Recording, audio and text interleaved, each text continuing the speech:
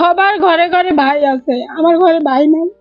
থাকলেও এত টাকা পয়সা দিয়ে কি হয় যদি ভাইয়ের ডাকটাই না শুনতে পারি, যদি বোন করে যদি ডাকি না দেয়, তাহলে এই ঈদের কোনো মানে হয়?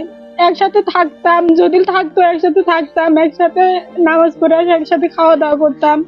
এই যে রোজার মাসটা গেল, গতবার রোজায় একসাথে ছিলাম, একসাথে খাওয়া দাওয়া করে একসাথে সিয়ারি করছি, একসাথে ইফতার করছি, করে আসিলাম।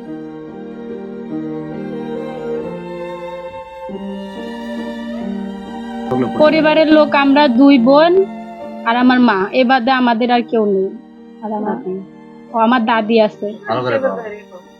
থাকলেও এত টাকা পয়সা দিয়ে কি হয় যদি ভাইয়ের ডাকটাই না শুনতে পারি, যদি বোন করে যদি ডাকি না দেয়, তাহলে এই ঈদের কোনো মানে হয়? একসাথে থাকতাম, যদি থাকতো একসাথে থাকতাম, একসাথে নামাজ পড়ে একসাথে খাওয়া দাওয়া করতাম।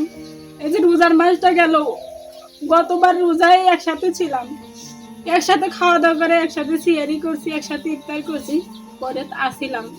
এইবারকার রোজায় নাইও নাই। এই যে সামনে একটা বছরকারী দিন আসতেছে, তাও নাই, ভাইয়ের মুখটুকু দেখি না।